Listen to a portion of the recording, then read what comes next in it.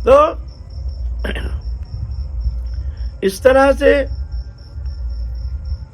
जीव भजन करना चाहते हैं, लेकिन जब तक इंद्रिय विषय से मन निवृत्त नहीं होता है, निवृत्त होने के लिए उसका साधना, हमारे जो साधन चेष्टा किस लिए, साधना किसे कहते हैं?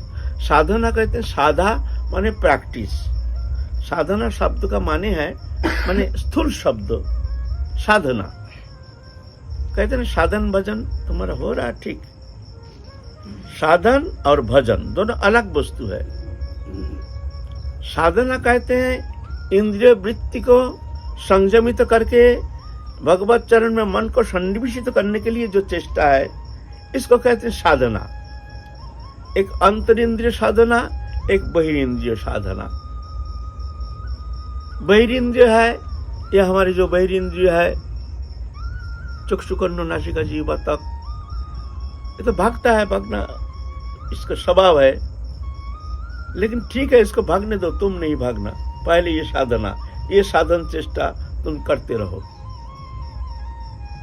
जैसे मान लो हम भजन करना चाहते हैं, अब रात हो गया, मन अच्छा नहीं लगा, चलो टीवी खोल के थोड़ा सा वही चैनल फैनल देखे, थोड़ा मन ना ये देखना नहीं।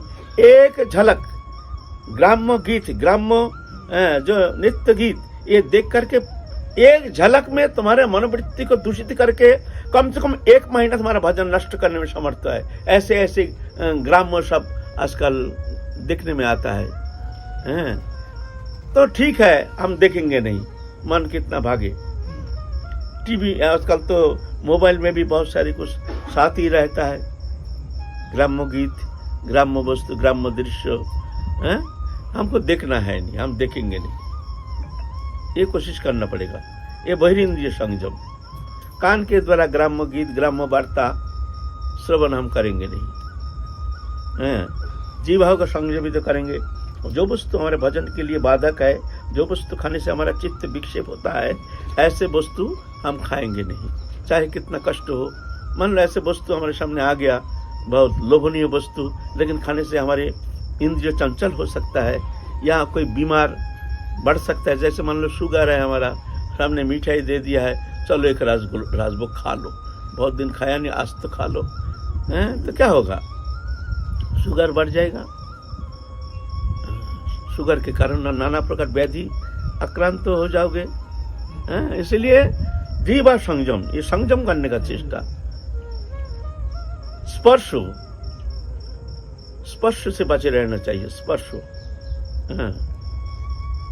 स्पर्श भी बड़ा खतरनाक है। स्पर्श से मन को पलक में मोहित करने में समर्थता है। ठीक है, मन भागने दो, तुम बचे रहना, इसको कहते हैं बहिरिंद्रिय संयम। चेष्टा करना है, मन तो भागेगा ही, ये तो स्वभाव है, ये कोई दोष नहीं है, ये अनादिकाल का स्वभाव है। मनुष्य मात्र ही, ये जब तक भगवत प्राप्ति नहीं होती है तब तक जा करके इससे मुक्त होना उतना सहज नहीं है।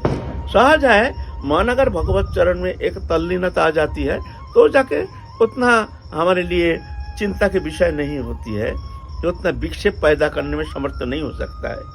लेकिन प्राथमिक अवस्था में हम जैसे प्राथमिक साधक के लिए शब्द है, जो मन निश्चल हो गया, भगवत चरण में निश्चल हो गया, मन में विषय कोई पदार्थ वस्तु उनके मन में कोई रेखापात करने में समर्थ नहीं होता है, उनके लिए ये शब्द नहीं है।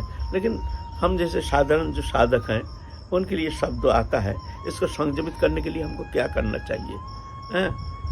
अगर तुम मन को छोड़ दोगे, विषय के इंद्रिय को तुम छोड़ दोगे, तो इंद्रिय न जाने क्या करने का कोई ठिकाना नहीं है।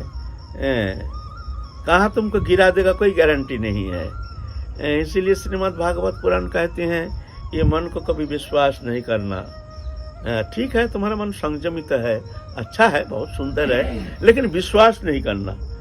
सबसे धोखाबाज अगर हमारे अंदर कोई है, हमारे जीवन में अगर कोई धोखाबाज कोई है, वो है हमारा मन। ये मन ही हमको धोखा दिया है। जन्म जन्म ये मन के कारण हम धोखा खा रहे हैं। अभी भी मानव जन्म प्राप्त करके, सदगुरु पदाश्रय प्राप्त करके, ब्रजधाम प्राप्त करके, अभी भी हमारे मन आकर्षित हो रहा है। अभी भी हमारे इंद्रिय के ऊपर कोई संयमन है नहीं। है ना, है ना। तो यह है बहिरिंद्रिय संयम। ये संयम करने के लिए प्रयत्न करना चाहिए। और अंतरिंद्रिय संयम, मन तो भागता है, भागेगा, मन का स्वभाव है, मन का स्वभाव है, मन तो भागेगा, लेकिन तुम भागना नहीं, इतना करो, तुम भागना नहीं। इस तरह से संयम करना, यह साधन, इसको कहते साधना। एक अंतरिंद्रिय संयम करने का चेष्टा, एक बहिरिंद्रिय संयम करने का चेष्टा। बहिरिंद्रिय संयम से कठिन है अंतरिंद्रिय संयम, माने मन। तब होगा भजन। भजन किसको कहते हैं ना, भगवत चिंतन में मन की जो तल्लीनता, उसको कहते हैं भजन। भजन है गुरु प्रदत्त नाम, जप, ध्यान, धारणा, उपासना, स्तव, स्तुति, वंदना। ये जो है गुरु प्रदत्त मार्ग जो है, उस मार्ग अवलंबन करके निश्चल होना, यह है भजन। भगवत चिंतन में मन की निश्चलता का नाम है भजन। और बाकी जो है संयम, अनुशीलन। हम लोग ज्यादातर, हम जैसे कनिष्ठ अधिकारी साधक ज्यादातर अनुशीलन करते हैं, भजन नहीं करते हैं। भजन कहते हैं लेकिन भजन ना, अनुशीलन। अनुशीलन माने पूजा कर रहे हैं, मन है कहीं ये करना है वो करना है, तो जल्दी करो वहां तो जाना है, ये है ना, ये कर रहे हैं। माला जप कर रहे हैं, मन दिल्ली बम्बई घूम रहा है, माला भी जप करने जाना है, जल्दी जाना है, कितना संख्या वो अभी तक 8 माला बाकी है, जल्दी करो, जाना है, समय हो गया, घड़ी देख रहे हैं। तो ये है अनुशीलन। जैसे बच्चा को धमकाया जाता है किताब लेके पढ़ो, बच्चा किताब लेके इधर उधर दिखता है, किताब लेके बैठा है, अनुशीलन, पढ़ाई नहीं। तो हमारे जो भजन प्रक्रिया है, हम फिर कहते हैं ये अनुशीलन जो है, ये प्राथमिक जो अवस्था में साधक जो है उनके लिए ऐसे होता है साधारणतः।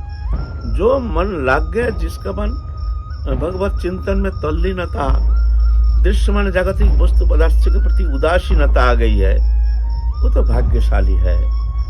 उस स्थिति में जाने के लिए ही हमारे साधन प्रक्रिया, उस स्थिति में पहुंचने के लिए, उसके लिए ही संयम, उसके लिए ही सत्संग